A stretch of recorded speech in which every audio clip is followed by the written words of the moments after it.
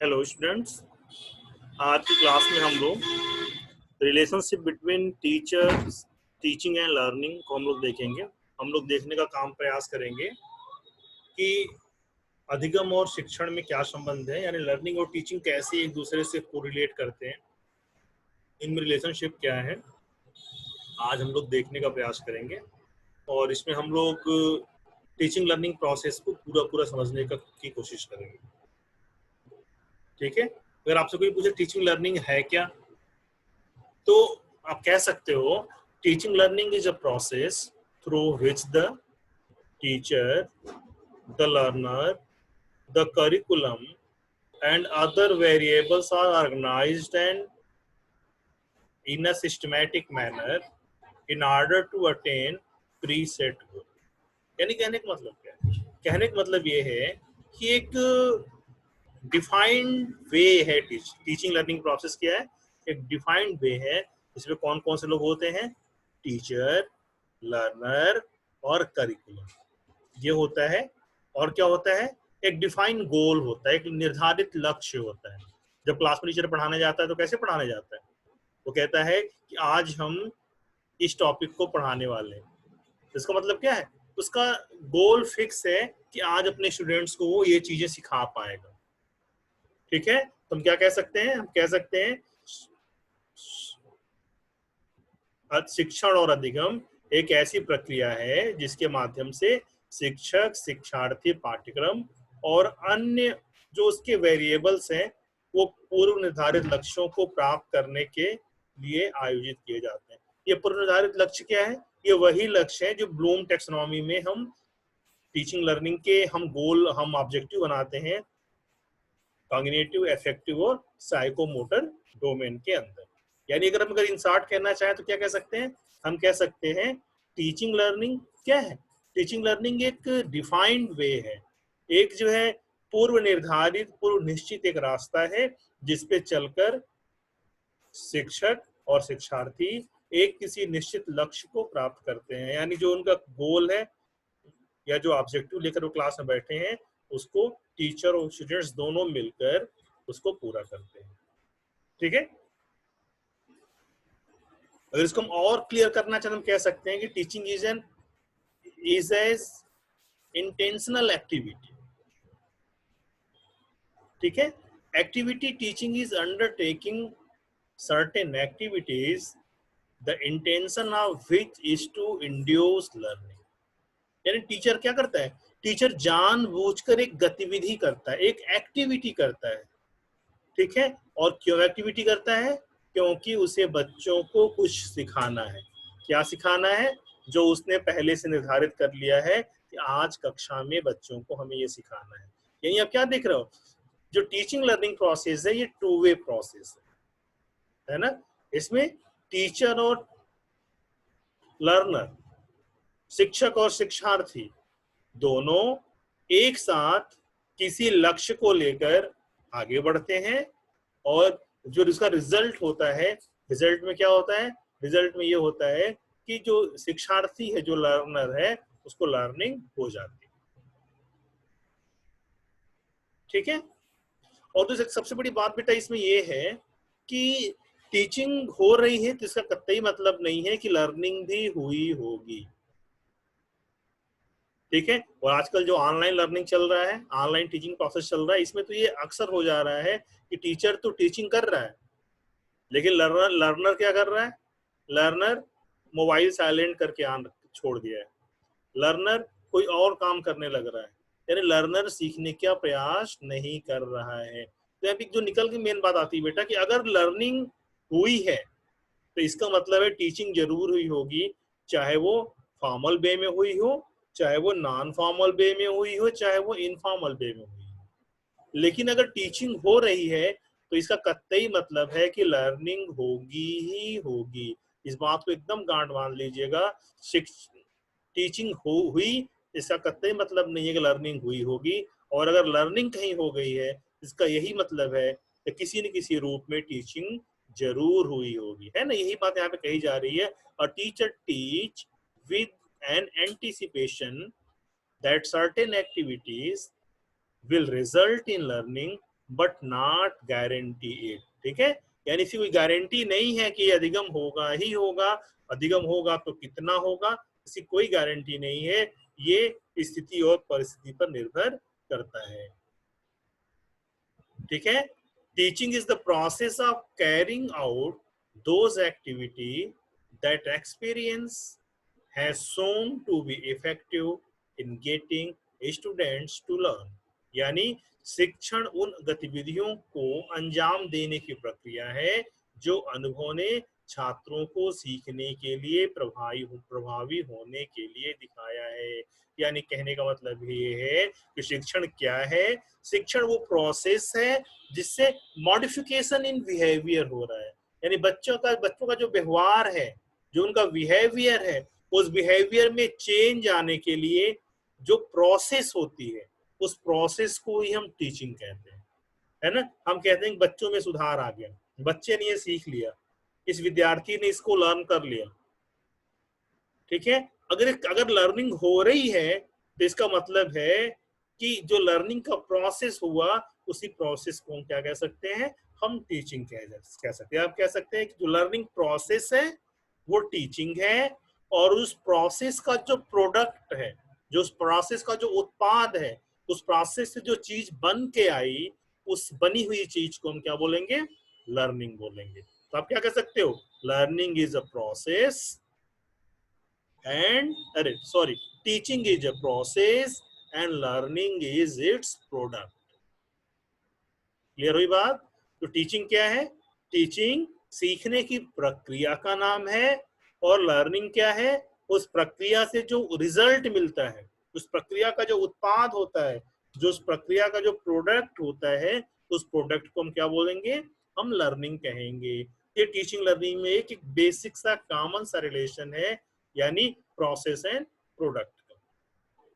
ठीक है, अब हम इसको और डीप में देखेंगे बेटा, relationship between teaching and learning. तो अगर हम पहले रिलेशन की बात करें तो हम कह सकते हैं बोथ टीचिंग एंड लर्निंग में भी फॉर्मल और इनफॉर्मल। यानी शिक्षण और अधिगम दोनों क्या है, दोनों औपचारिक भी हो सकता है और दोनों अनौपचारिक भी हो सकता है। अब यहाँ बात आती है औपचारिक शिक्षण लर्निंग का क्या मतलब है, फॉर्मल लर्निंग टीचिंग का क्या मतलब है। फॉर्मल लर्निंग टीचिंग का मतलब होता है बेटा क्लासरूम टीचिंग से, यानी जिसमें एक टीचर एक स्टूडेंट आपस में इंटरेक्शन करते हैं और कुछ सीखने का काम करते हैं। तो ये फॉर्मल वे ऑफ लर्निंग हुई, या फेस टू फेस टीचिंग हुई। ठीक है, या आप ट्यूशन से, या आप ऑनलाइन से, या आप किसी पर्टिकुलर करिकुलम पर्टिकुलर कोर्स में एडमिशन लेके अगर आप लर्निंग करते हैं, जहाँ पे स्टूडेंट और टीचर दोनों आपस में इंटरेक्शन करते हैं, जहाँ टीचर पढ़ाने का काम करता है और विद्यार्थी पढ़ने का काम करता है, उस प्रोसेस को हम क्या बोलेंगे, फॉर्मल वे बोलेंगे। और औपचारिक तरीका है शिक्षण का। और शिक्षण अधिगम का जो अनौपचारिक तरीका है वो क्या हुआ, जैसे आपने कोई गलती की, आपको सजा मिली और आपने सीख लिया, अपने अनुभव से सीख लिया। हमने कुछ ऑब्जर्व किया, हमने सीख लिया।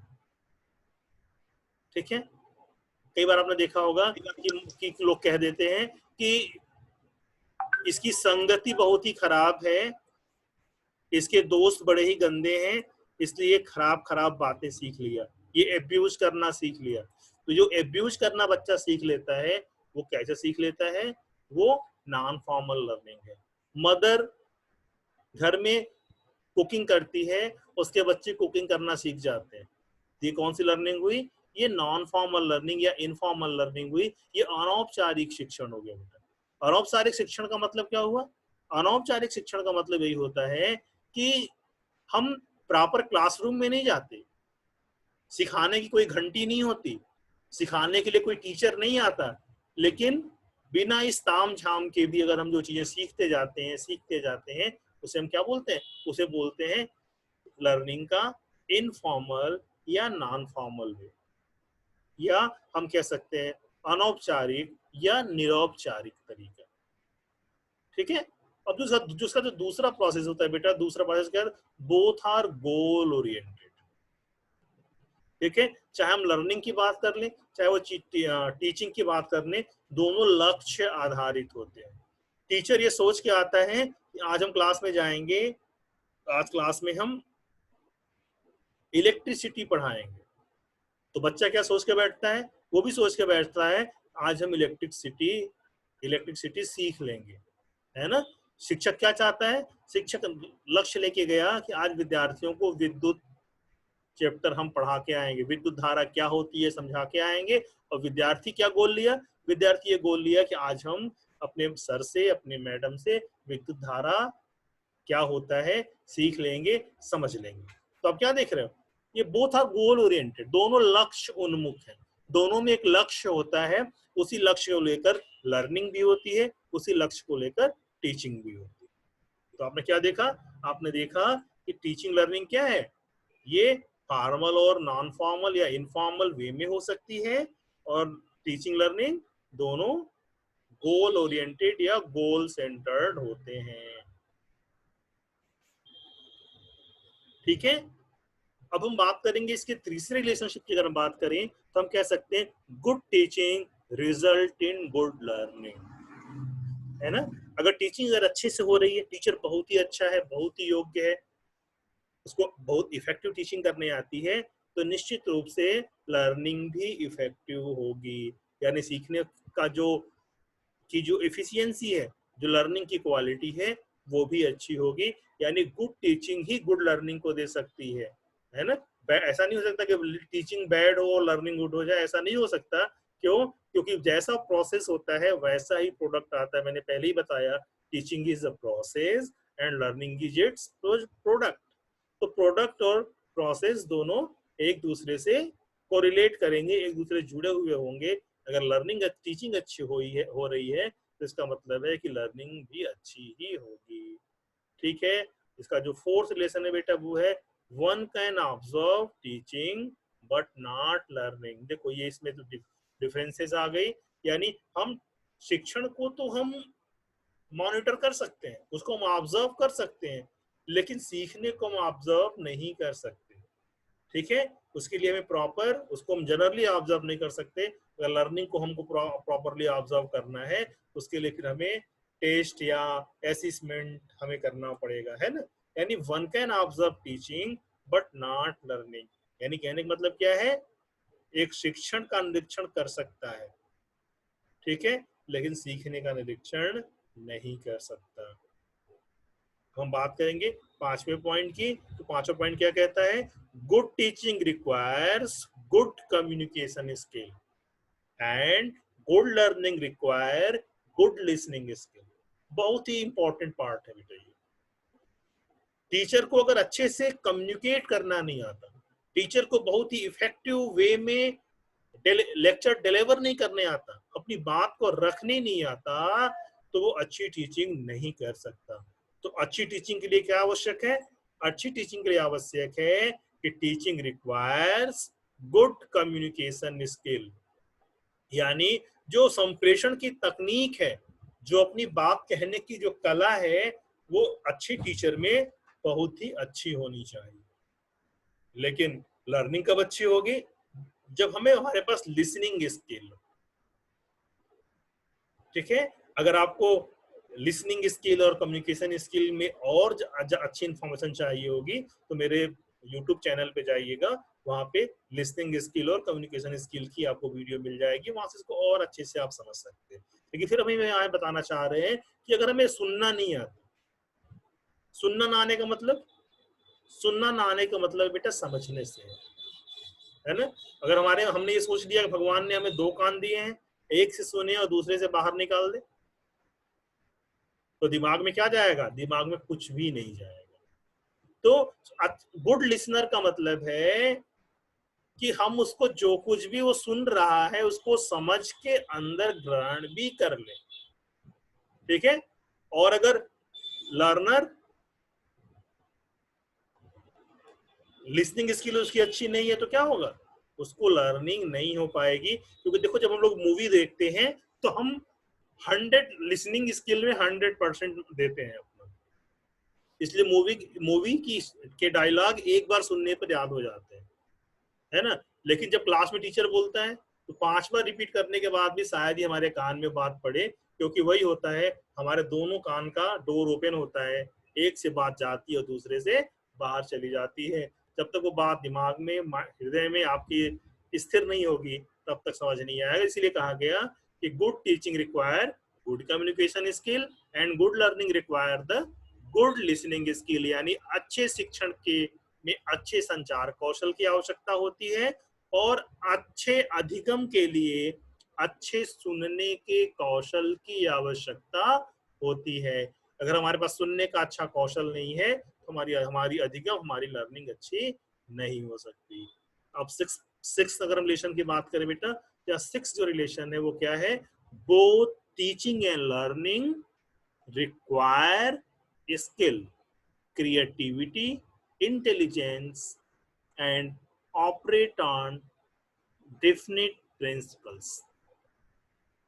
यानी जो टीचिंग लर्निंग जो प्रोसेस है बेटा, उसकी उसमें एक रिक्वायर स्किल्स है।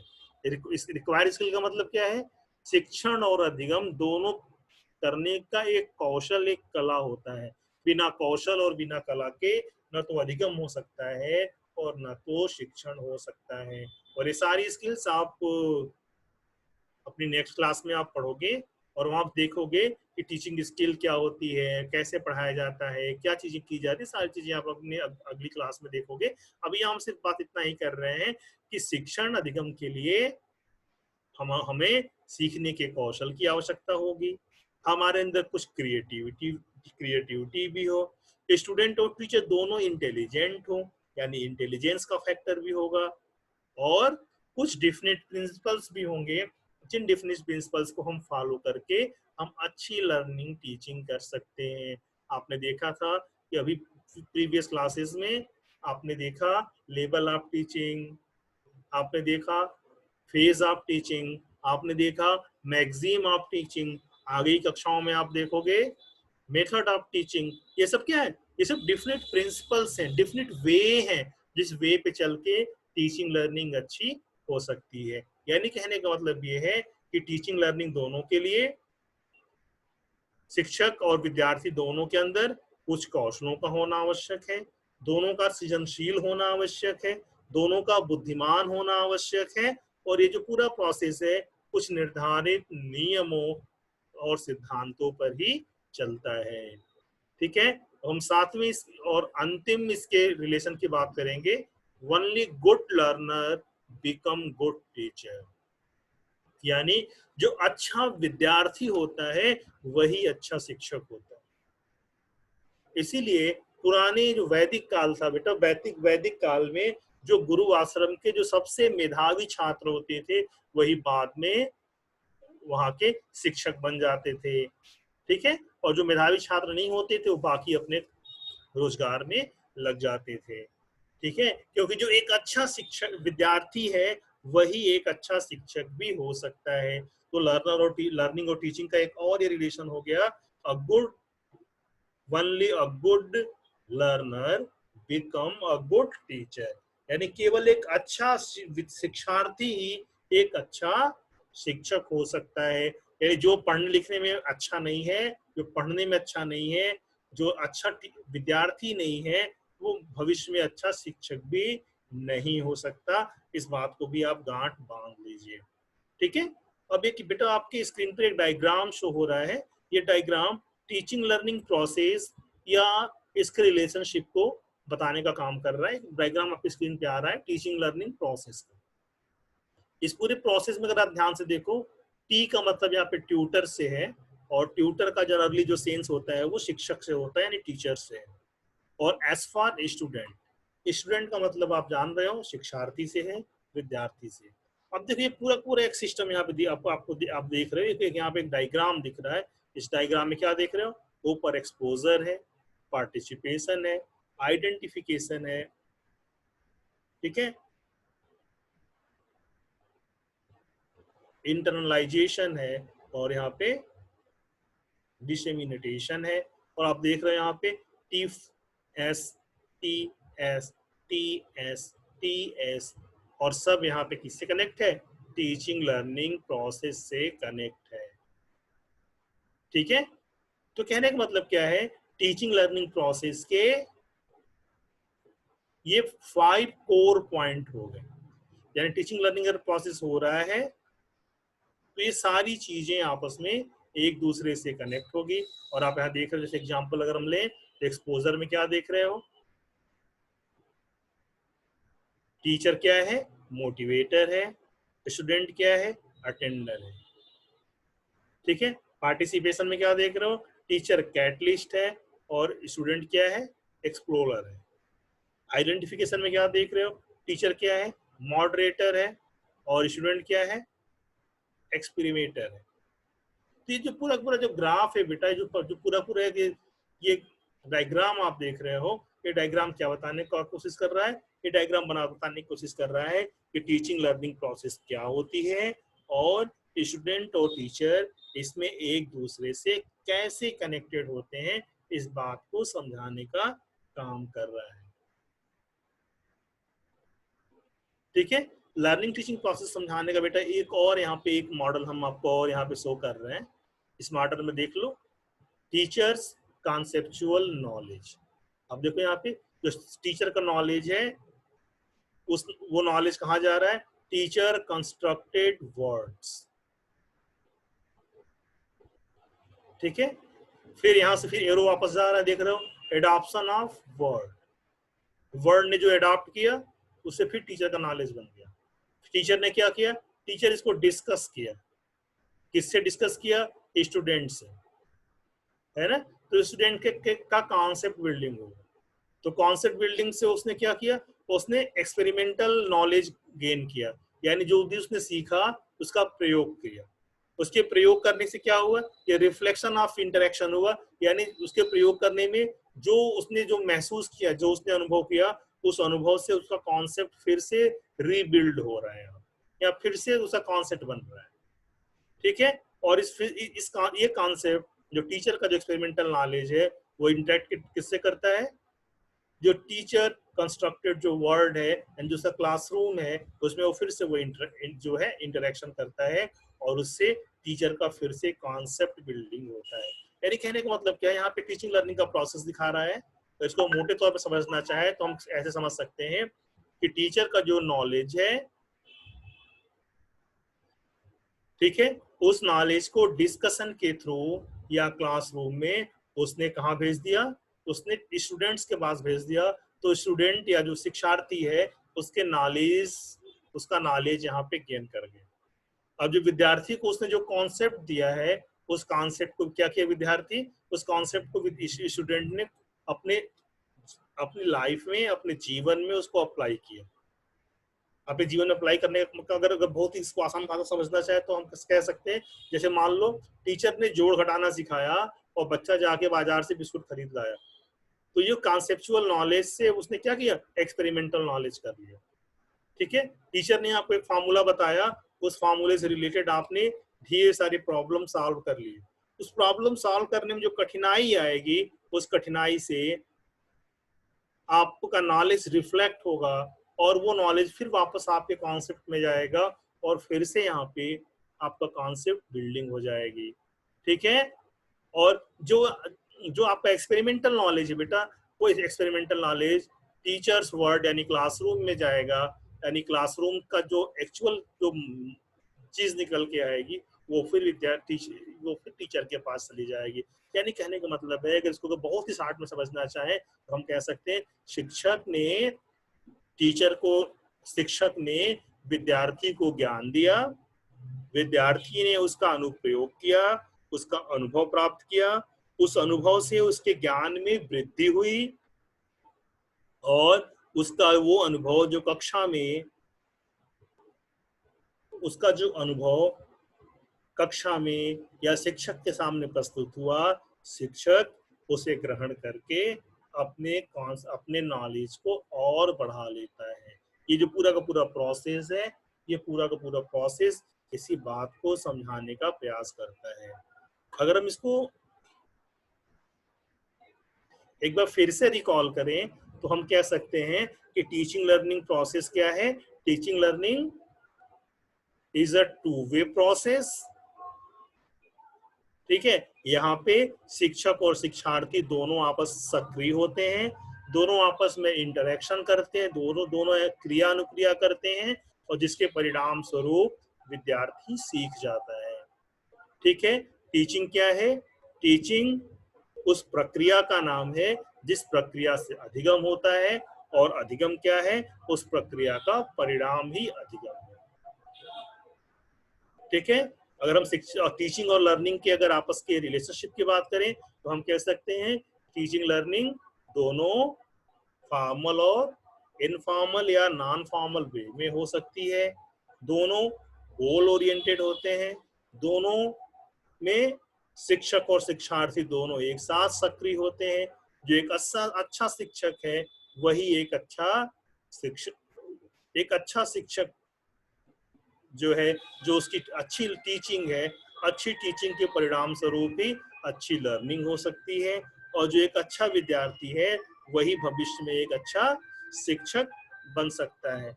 ये सारी बातें जो हमने आपसे कही, इन सारी बातें टीचिंग और लर्निंग से रिलेटेड। ठीक है, अगर कोई चीजें क्लियर